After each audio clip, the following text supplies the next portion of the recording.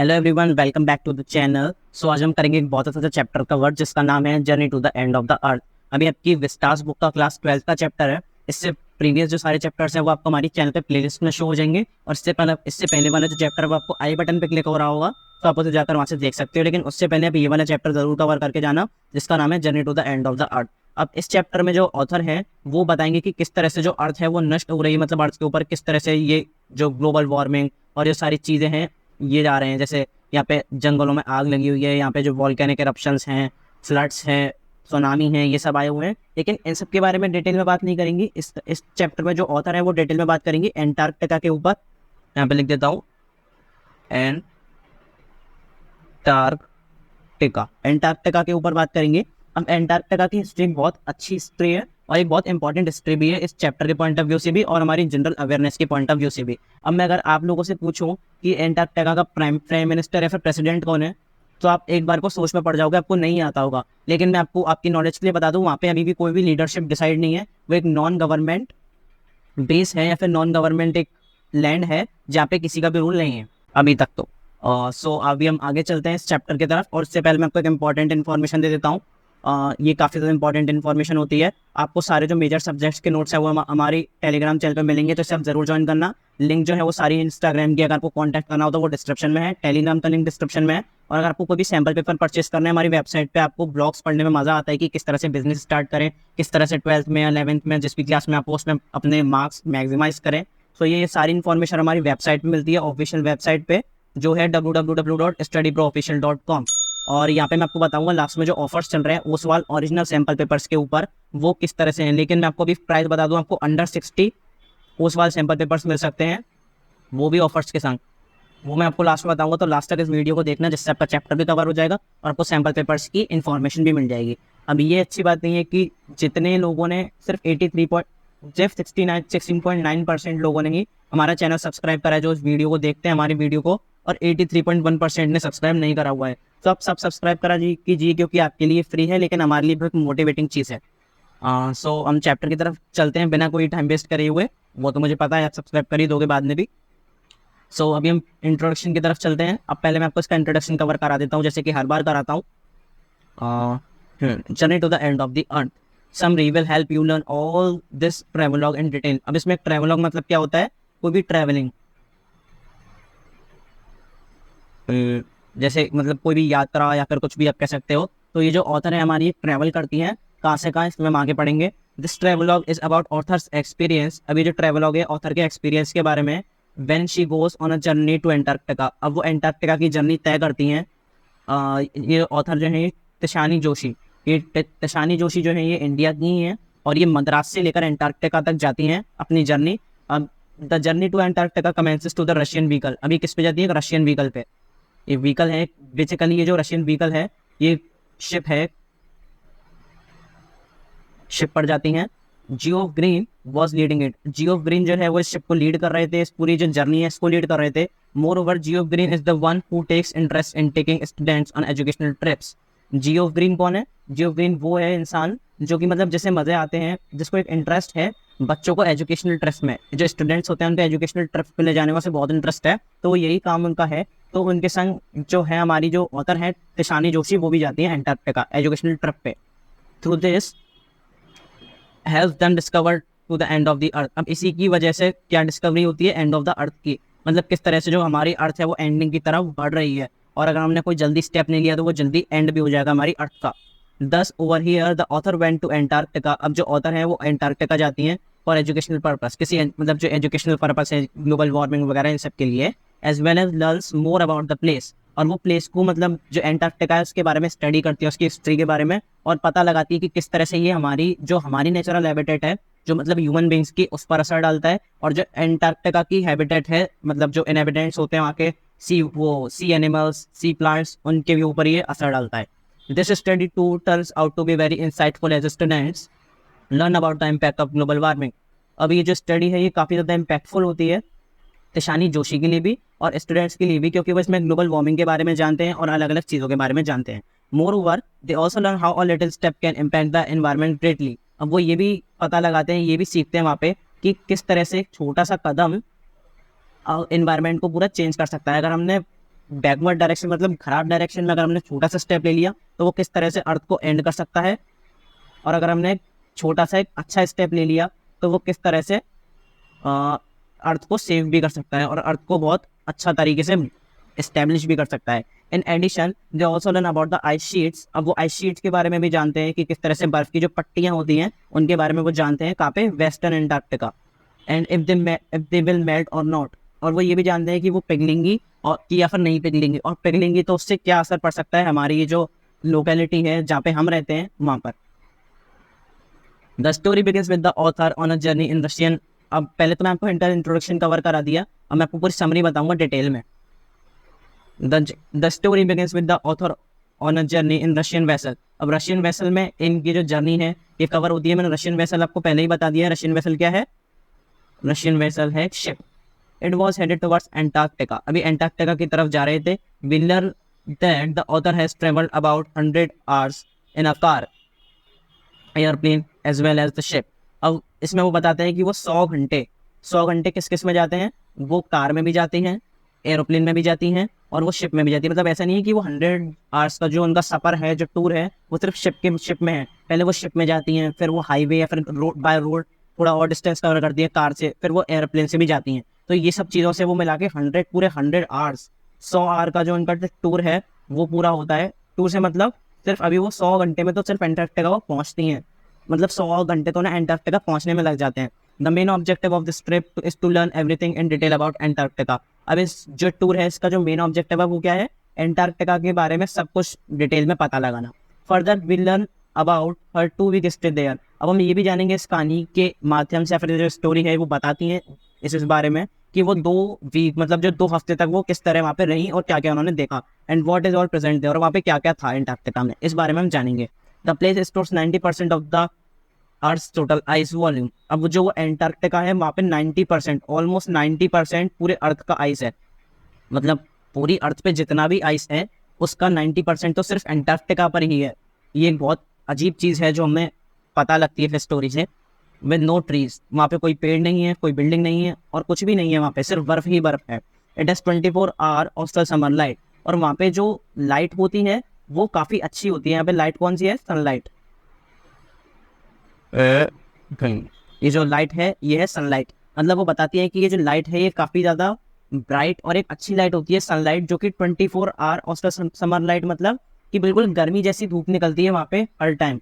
मतलब रात में तो नहीं निकलेगी लेकिन गर्मी मतलब जब दिन होता है तो वहाँ पे बहुत अच्छी धूप निकलती है। लेकिन बात मेन ये है कि वो धूप में भी वो बर्फ जो है वो पिघलती नहीं है। It is covered in silence, और वहाँ पे पूरा साइलेंस रहता है। वहाँ पे कोई होता नहीं है क्योंकि ट्रीज नहीं होते तो एनिमल्स भी नहीं होंगे, कोई लोग नहीं रहते वहाँ पे। तो ये काफ़ी ज़्यादा एक अच्छी चीज़ है। वहाँ पे बिल्कुल साइलेंस रहता है और कोई ट्रीज, कोई बिल्डिंग्स, कुछ भी नहीं है। और जो हमारी अर्थ का 90% आइस है वो एंटार्क्टिका में ही प्रेजेंट है। This make the author wonder about the time when India and Antarctica were the same land mass part. अब इसमें बताती है वो हिस्ट्री के बारे में।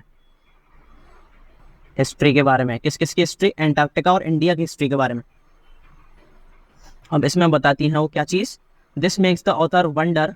अब ये आश्चर्य में डाल देता है ऑथर को क्या, कि किस तरह से इंडिया और एंटार्क्टिका एक सेम लैंड मास का पार्ट थे। मतलब कभी पास में एंटार्क्टिका और इंडिया एक ही हुआ करते थे। We learn about the existence of a southern, हम किसके बारे में जानते हैं? हम किसके बारे में पढ़ रहे हैं यहाँ पे? Existence of southern southern super continent Gondwana.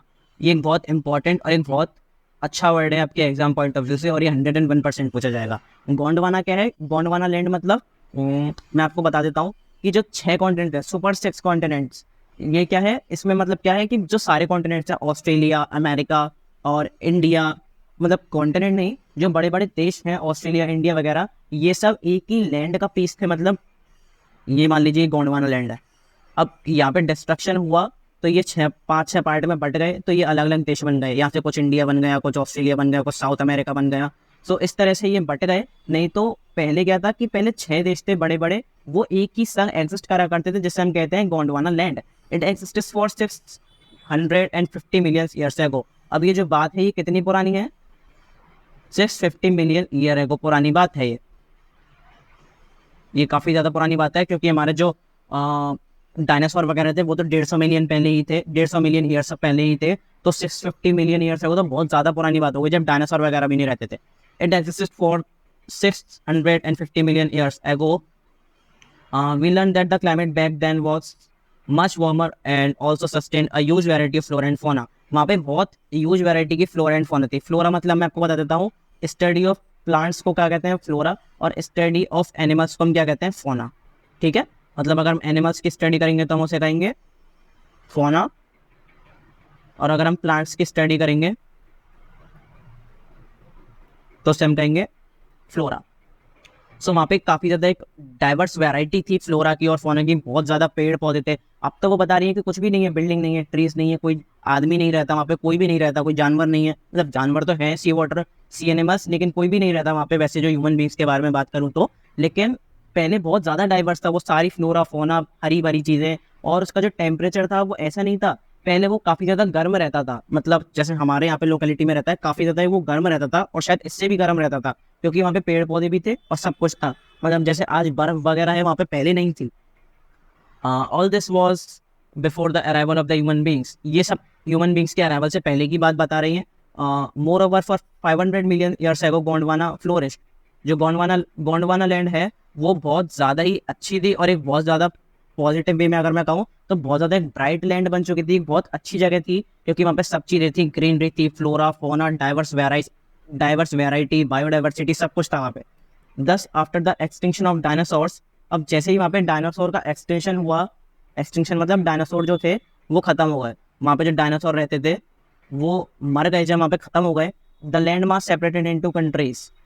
जो लैंड मास था वो कंट्रीज में सेपरेट हो गया. जैसे मैंने आपको ऊपर वाली स्लाइड में बताया था अभी कि ये जो पार्ट है ये वाला, ये गोंडवाना लैंड था, और ये फिर डाइवर्स जो कंट्रीज थी अलग अलग कंट्री में बट गया. अब ये कैसे बटा, जैसे मान लीजिए ये कंट्री, ये गोंडवाना लैंड है, अब ये ऐसे 5-6 पार्ट में बट गया. अब यहाँ पे जो डायनासोर होंगे वो बीच में, अर्थ के बीच में आगे मर गए.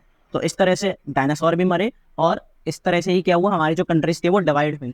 एज वी नो टुडे, अब क्या कहते हैं, ये कंट्रीज इस तरह से वो कंट्रीज डिवाइड हो गई उस टाइम पे, जिनको हम अभी जानते हैं कि इंडिया एक कंट्री है, साउथ अमेरिका अलग जगह है, ऑस्ट्रेलिया एक कंट्री है. तो अब जो हम जानते हैं ये पहले एक ही जगह थी गोंडवाना लैंड, लेकिन अब ये सेपरेट हो चुकी थी 500 मिलियन साल पहले, और जब मतलब डायनासोर खत्म होते तब सेपरेट हो चुकी थी. Moreover we also learn about the reality of climate change. अब हम क्लाइमेट चेंज के बारे में भी जानते हैं कि किस तरह से क्लाइमेट चेंज हुआ, किस तरह से डायनासोर मरे, किस तरह से ये कंट्रीज होती है डिवाइड करी. Similarly the author believes that to study the impact closely. अब ऑथर ये भी मानती है कि अगर हमें इस चीज़ का इम्पैक्ट बहुत क्लोजली जानना है कि किस तरह से क्या क्या हुआ, डिटेल में जानना है, one must make a visit to Antarctica. अब उसको एंटार्क्टिका नहीं देख, एंटार्क्टिका में जाके रिसर्च करनी पड़ेगी, एंटार्क्टिका देखना पड़ेगा अगर किसी को डिटेल में जानना है. अब मुझे तो ये लगता है कि आप एंटार्क्टिका तो जान ही पाओगे, तो आप इस चैप्टर को पढ़कर ही अंदाज़ा लगाना, और इस चैप्टर को पढ़कर ही आप एक पॉजिटिव वे में एक स्टेप फॉरवर्ड स्टेप लेना हमारी अर्थ को ब्राइट बनाने के लिए. After that we learn about Antarctica's ecosystem. हमने एंटार्क्टिका का इकोसिस्टम जाना इसके बाद, and how it lacks biodiversity. और किस तरह से उसमें बायोडाइवर्सिटी की लैकिंग है, मतलब किस तरह से उसमें बायोडाइवर्सिटी नहीं है. पहले के टाइम पे बायोडाइवर्सिटी थी, बहुत अच्छी फ्लोरा फौना और बहुत अच्छी डाइवर्सिटी थी, लेकिन आज के टाइम में वो नहीं है. Moreover it is the place to observe if you wish to see what consequences a little action can bring about an environment. अभी काफ़ी अच्छी जगह है अगर हम ये जानना चाहें कि इसमें छोटा सा भी लिया हुआ एक कदम इस पर मतलब किस तरह से इम्पैक्ट डाल सकता है. मतलब अगर हम एक छोटा भी कदम लें, और एक कदम से मतलब है एक हम छोटी एक, मैं आपको क्या कहूँ कि एक हम छोटा स्टेप लें और आगे की तरफ देखें, तो किस तरह से कुछ कंसिक्वेंसेस हैं जो कि मतलब लिटिल एक्शन में कहूँ, एक छोटा एक्शन लेने पे किस तरह से एनवायरनमेंट पूरा चेंज हो सकता है. एंटार्क्टिका का नहीं, सिर्फ हमारे यहाँ का भी. In the ozone layer keeps depleting in the present rate. अब इसमें ये ओजोन लेयर और ये जो क्लाइमेट चेंजेस के बारे में बताते हैं, अगर ओजोन लेयर इसी तरीके से डिप्लीट होती रही, आपको पता होगा ओजोन लेयर डिप्लीशन आपने पढ़ा होगा साइंस में 8th क्लास में कि ओजोन लेयर डिप्लीट हो रही है लगातार. अगर ओजोन लेयर डिप्लीट होती रही इसी रेट पे, प्रेजेंट रेट पे, it will impact the lives of the inhabitants of the area like the sea animals and the birds. अब वहाँ पे जो भी सी एनिमल्स और बर्ड्स रहते हैं, अगर इसी तरह से ओजोन लेयर डिप्लीट होती रही तो वो वहाँ के जो एनिमल्स और प्लांट्स हैं वो नहीं बचेंगे, वो भी मारे जाएंगे जिस तरह डायनासोर मारे गए. क्योंकि ओजोन लेयर आपको पता है, जो ओजोन लेयर है वो हार्मफुल रेस को डायरेक्ट एंटर करने से बचाती है अर्थ पे, और अगर वो डिप्लीट हो गई तो फिर वो हार्मफुल रेस जो है वो अर्थ पे डायरेक्ट एंटर करेंगी और जिससे कि एंटार्क्टिका पर और हमारी कल्चर में भी बहुत बुरा असर पड़ेगा, जिससे कि जो वहाँ के सी एनिमल्स हैं एंटार्क्टिका के और बर्ड्स वगैरह हैं वो वहाँ पे मारे जाएंगे। It will also impact the global carbon cycle. मैंने आपको जैसा कि बताया कि वहाँ के एनिमल्स और बर्ड्स तो मारे जाएंगे, हम पर भी बहुत बुरा असर पड़ेगा ग्लोबल कार्बन साइकिल की मदद से। मतलब ग्लोबल कार्बन साइकिल में आपको बताऊं कि पूरे ग्लोब में जितनी भी कार्बन साइकिल या फिर जितना भी मैं आपको बताऊं एनवायरनमेंट की जो साइकिल है उसके बारे में यहाँ पे बात चल रही है। तो ये काफ़ी ज़्यादा एक इंपॉर्टेंट डिस्कशन है जो ऑथर ने यहाँ पे करा है और अक्सर हम करते भी हैं। सो ये काफ़ी ज़्यादा इंपॉर्टेंट है। We learn about the contributors to climate change. अब हम यहाँ पे कंट्रीब्यूटर्स के बारे में जानेंगे किस तरह से क्लाइमेट चेंज हो रहा है। Like the burning of fossil fuels, ये जो फॉसिल फ्यूल्स हैं ये किस तरह से बर्न हो रहे हैं, यहाँ पे आप चिमनीज वगैरह देखते हो and more. All this is damaging the quality of Antarctica. ये सब कुछ एंटार्क्टिका की क्वालिटी को डैमेज कर रहा है। दिस में cause immense danger to human life. अब ये वहाँ की जो सी एनिमल्स और सी प्लांट्स हैं उनको तो अफेक्ट कर ही रहा है, उनके लिए तो दिक्कत वाली बात है ही, ये हमारी ह्यूमन लाइफ के लिए भी दिक्कत वाली बात है जो कि बहुत इमेंस डेंजर प्रोवाइड कर रहा है ह्यूमन लाइफ को भी। More we also learn about it through examples of phytoplankton. अब फाइकोप्लैंक्टन आपको पता होगा, जैसे कि वो जो होते हैं क्रिएचर्स होते हैं उनके बारे में बताया हुआ है phytoplankton. Finally the story ends with the author observing some seals sunbathing on ice. अब जो फाइनली जो ऑथर हैं ये ज़्यादा कॉम्प्लिकेट नहीं करती हैं, क्योंकि सबको पता है global warming, ozone layer depletion ये कितनी खतरनाक चीज़ें हैं हमारी अर्थ के लिए और सब जगह के लिए। तो इसको बताती हैं ऑथर, डिस्क्राइब करती हैं, लेकिन जाते जाते वो एक अच्छी चीज़ बता के जाती हैं जिससे सबका जो मूड है वो अच्छा हो और जो खुश हो सब। The story ends with the author observing the seals sunbathing on ice. आपने देखा होगा कि ये जो सील्स होती हैं वो एक एनिमल सा होता है, पेंगुइन की तरह दिखता है, थोड़ा थोड़ा पेंगुइन की तरह, और वो जो सील्स होती हैं ऐसी डॉल्फिन और पेंगुइन की तरह। तो वो जो क्या कर रही थी वो सनबाथ कर रही थी आइस पर and it makes her wonder whether this beauty will be reserve for the years to come. अब वो उन्हें ये बात भी आश्चर्य में डालती है कि क्या ये जो ब्यूटी है, मतलब ये जो खेल रहे हैं एनिमल्स यहाँ पे और सनबाथ ले रही हैं, सन जो सील्स हैं वो सनबाथ कर रही हैं और ये जो प्लांट्स हैं वो ग्रो कर रहे हैं वहाँ पे। प्लांट्स मतलब जो सी प्लांट्स हैं, वैसे प्लांट्स तो है ही नहीं वहाँ पे, सी प्लांट्स और ये जो क्रिएचर्स वगैरह हैं वहाँ पे वो अच्छी तरीके से वहाँ पे रह रहे हैं। ये कि हमेशा के लिए रिजर्व रहेगा आने वाले सालों के लिए या फिर और विल द फ्यूचर भी कैटास्ट्रॉफिक। कैटास्ट्रॉफिक मतलब होता है सडन एंडिंग।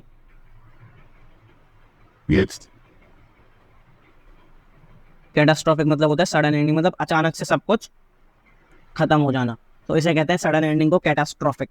सो मतलब वो यही देखती हैं कि क्या ये हमेशा के लिए रिजर्व रहेंगे या फिर ये तुरंत की तुरंत, एक जैसे डायनासोर खत्म हुए ऐसे ये सब कुछ भी एक तरह से तुरंत की तुरंत खत्म हो जाएगा। सो ये डीप मैसेज था। इसका कंक्लूजन पढ़ लेते हैं क्या है। To sum up, journey to the end of the earth summary, we learn in detail about the climate change. हमने क्लाइमेट चेंज के बारे में जाना and how it is impacting our lives, और किस तरह से हमको और हमारी जिंदगी को इम्पैक्ट कर रही है, and of our other living beings, और दूसरे लिविंग बींग्स की भी। डेंजरसली, डेंजरसली यहाँ पे क्यों लिखा है, अलग अलग चीज़ों के लिए, जैसे ग्लोबल वार्मिंग हो गई, ग्लोबल वार्मिंग की वजह से ग्लोबल वार्मिंग बढ़ रही है, और ओजोन लेयर डिप्लीशन, में शॉर्ट में लिख देता हूँ, ओजोन लेयर डिप्लीशन के बारे में लिखा है। सो ये काफ़ी ज़्यादा इंपॉर्टेंट चीज़ें हैं जो कि ऑथर ने बताई हैं इसमें। It's a worse as a wake up call. अब वेकअप कॉल क्या होता है हिंदी में मैं आपको अगर बताऊं, चेतावनी। ये चेतावनी है ऑथर के तरफ से कि मतलब हमें अभी स्टार्ट कर देना चाहिए वर्किंग, क्योंकि अभी लेट तो हो गया है लेकिन इतना भी लेट नहीं हुआ है। अगर हम एक अच्छा स्टेप लें, एक एक्शन लें, अच्छा एक्शन लें एनवायरनमेंट की तरफ, तो हम अभी भी अपनी अर्थ को बचा सकते हैं। तो start working to make the planet a healthier place. Planet को एक अच्छी और एक हेल्थियर प्लेस बनाने के लिए हमें जल्दी से जल्दी एक्शंस लेने पड़ेंगे। तो इस बारे में जो ऑथर हैं वो मैं बताती हैं। सो ये काफ़ी ज़्यादा इंपॉर्टेंट चैप्टर था। अगर आपको ये वीडियो अच्छी लगी तो इसे लाइक करना, चैनल को सब्सक्राइब करना और दोस्तों के संग शेयर करना। और मैं आपको सैम्पल पेपर्स के बारे में बता देता हूँ। सैम्पल पेपर्स के बारे में आप हमारी वेबसाइट पे जाके शॉप पेज पर जाना। अब क्लास 12 का सैम्पल पेपर का लिंक तो मैंने डिस्क्रिप्शन में भी, वो कमेंट बॉक्स में भी पिन कर दिया है और डिस्क्रिप्शन में भी दे दिया है। लेकिन आप शॉप पेज पर जाओगे, अगर आपको किसी और भी क्लास के खरीदने हैं तो सैम्पल पेपर्स अंडर ₹200, अगर आपका जो टोटल है, एक मिनट यहाँ पे मैं लिख देता हूँ, अगर आपका जो टोटल है वो 200 से कम है तो आपको क्या लगाना है, study pro 15, study pro 15 code है जो आपको चेकआउट के ड्यूरिंग लगाना है। और यहाँ पे मैं लिख देता हूँ, अगर आपका जो टोटल है वो 200 रुपये से ज़्यादा है तो आपको क्या लगाना है, गेट 40 ऑफ। सो ये काफ़ी ज़्यादा इंपॉर्टेंट है, आप इसे ज़रूर जाकर हमारी वेबसाइट पर चेक करिएगा और यूज़ भी करिएगा, क्योंकि 200 के अंदर अगर आपके 4-5 मतलब 200-250 के अंदर आपके अगर 4-5 सब्जेक्ट के सैंपल पेपर आ जाते तो इससे अच्छी कोई बात नहीं है, क्योंकि अमेजोन फ्लिपकार्ट पे तो मैंने देखा है 400 से लेके 450 तक की रेंज है एक ई बुक की, और यहाँ पे आपको 250 के अंदर 5 ई बुक मिल रही हैं। सो आप डिफरेंस खुद ही देख सकते हो। हालांकि मैं किसी को फोर्स नहीं करूंगा। अगर आपको वीडियो अच्छी लगी तो इसे लाइक कर देना और दोस्तों तक शेयर कर देना। Thank you very much.